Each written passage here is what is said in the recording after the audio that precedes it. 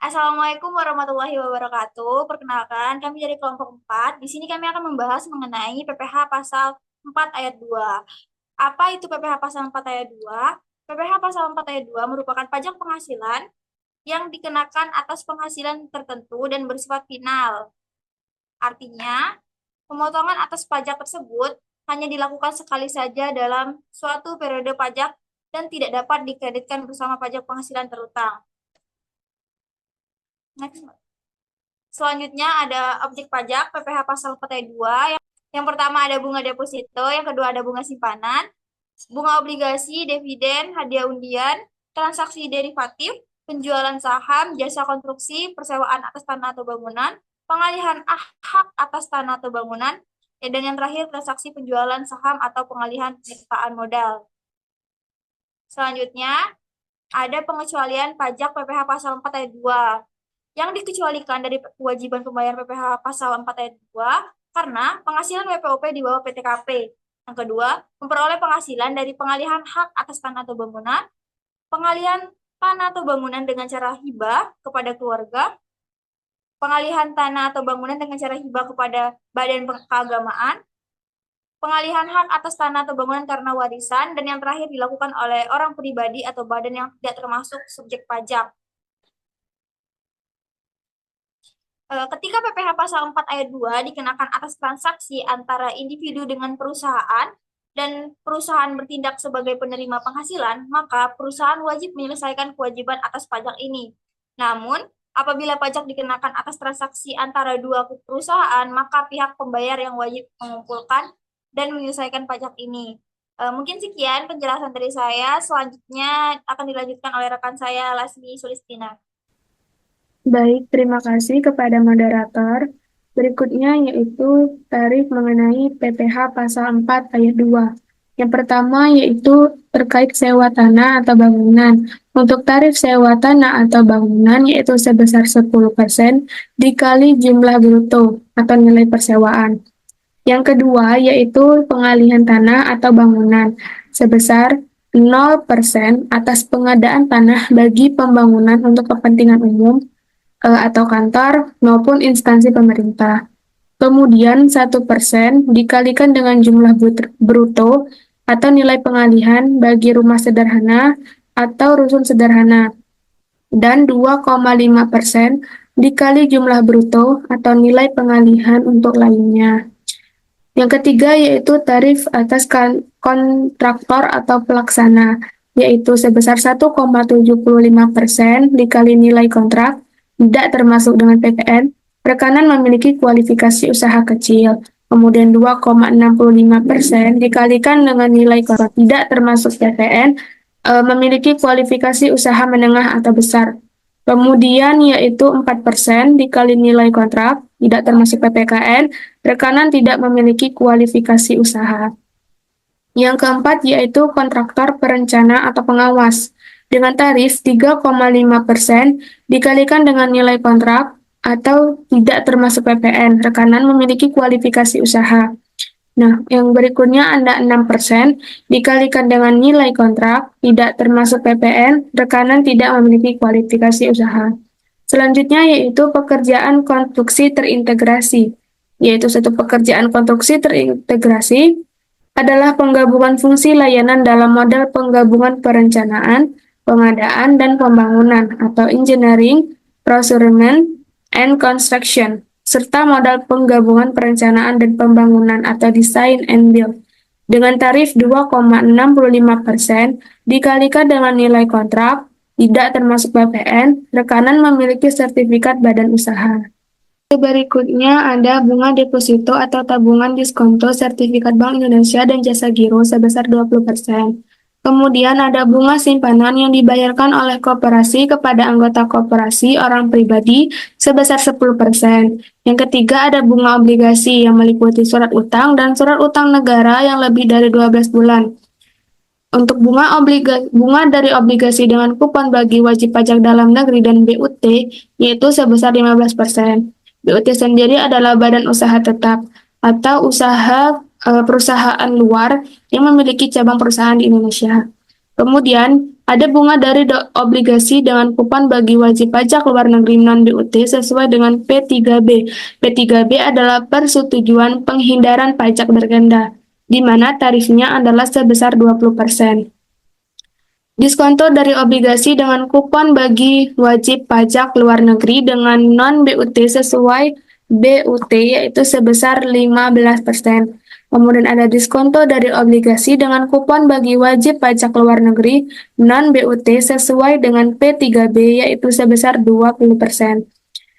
Diskonto dari obligasi tanpa bunga bagi wajib pajak dalam negeri dan BUT sebesar 15%, diskonto dari obligasi tanpa bunga bagi wajib pajak luar negeri non-BUT sesuai P3B yaitu sebesar 20%, bunga dan atau diskonto dari obligasi yang diterima dan atau diperoleh wajib pajak reksadana yang terdaftar pada Badan Pengawas Pasar Modal dan Lembaga Keuangan untuk tahun 2009 sampai dengan 2010 yaitu 0%. Bunga dan atau diskonto dari obligasi yang diterima dan atau diperoleh wajib pajak yaitu dengan tarif sebesar 5%. Kemudian ada reksadana yang terdaftar pada Badan Pengawas Pasar Modal dan Lembaga Keuangan untuk tahun 2014 dan seterusnya itu sebesar 15%. Nah, kemudian yang keempat ada dividen.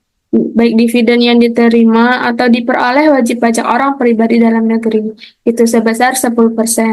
Kelima ada hadiah undian, yaitu sebesar 25%. Keenam ada transaksi derivatif berupa kontrak berjangka yang diperdagangkan di bursa dengan tarif 2,5%. Tujuh ada penjualan saham. Penjualan saham ini terbagi menjadi dua, ada transaksi penjualan saham pendiri dengan tarif sebesar 0,5% dan ada transaksi penjualan bukan saham pendiri, yaitu sebesar 0,1%. 8. Ada jasa konstruksi atau JK. Nah, untuk tarif jasa konstruksi ini dibagi menjadi beberapa bagian.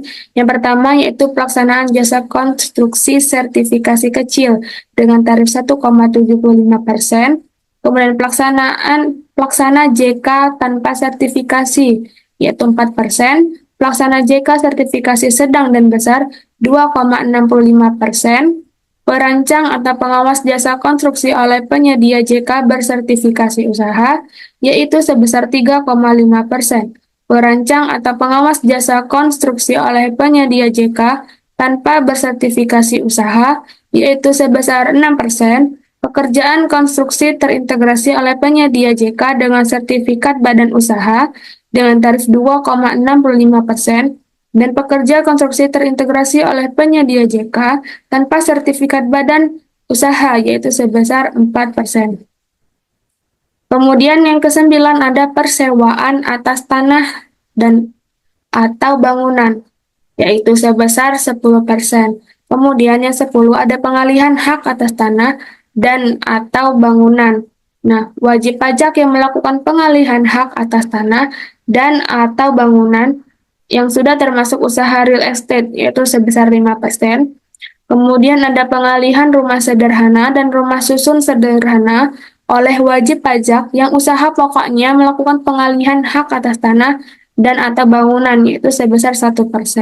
Kemudian ada transaksi penjualan saham atau pengalihan penyertaan modal pada perusahaan pasangannya yang diterima oleh perusahaan modal Ventura dengan tarif 0,1%. Baik, terima kasih. Selanjutnya saya kembalikan kepada moderator. Baik, selanjutnya akan dijelaskan oleh rekan kami, Hanisha Balkis. Hanisha Balkis, dipersilahkan. Baik, terima kasih kepada moderator. Saya akan menjelaskan tentang mekanisme pembayaran pajak PPh pasal 4 ayat 2. Yang pertama ada mekanisme pemotongan. Nah, di sini maksudnya adalah penyewa harus memotong pajak penghasilan sebesar 10% dari uang sewa yang dibayarkannya. Mekanisme dilakukan jika si penyewa adalah pihak-pihak yang disebut sebagai pemotong pajak, yaitu badan pemerintah, subjek pajak, badan dalam negeri, penyelenggara kegiatan, bentuk usaha tetap, kerjasama operasi, perwakilan perusahaan luar negeri lainnya, dan orang pribadi yang ditetapkan oleh Direktur Jenderal Pajak.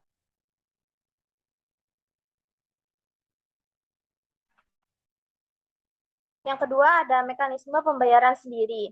Nah, mekanisme pembayaran sendiri ini adalah mekanisme di mana pajak final sebesar 10% dari uang sewa dibayarkan sendiri oleh pemilik tanah atau bangunan. Pada mekanisme ini, penyewanya bukan pihak-pihak yang disebutkan di atas. Maka, pemilik tanah atau bangunan yang harus menyetorkan sendiri pajak finalnya.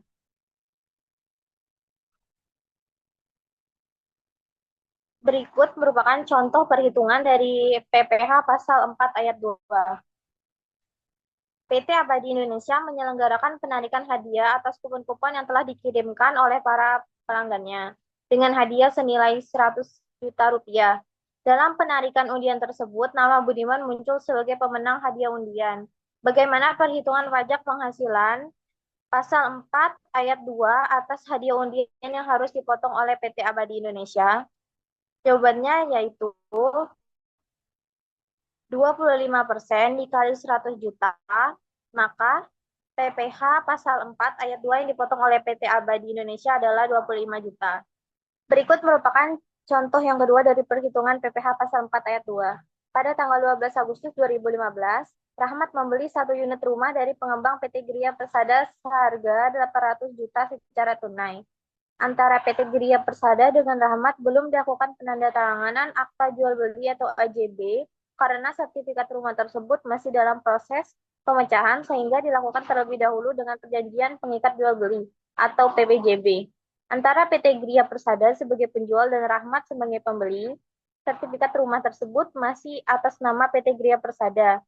Sebelum dilakukan AJB antara PT Gria Persada dengan Rahmat, rumah tersebut oleh Rahmat dijual kepada Indra Aji. Sehingga akibat transaksi tersebut nama penjual dan pembeli yang tercantum dalam PPJB rumah tersebut menjadi PT Gria Persada sebagai penjual dan Indra Aji sebagai pembeli. Bagaimana perhitungan pajak penghasilan atau PPh pasal 4 ayat 2 atas pengalihan rumah tersebut? Jadi 2,5% dikali 800 juta, maka PPh pasal 4 ayat 2 yang dipotong oleh PT Gria Persada yaitu 20 juta.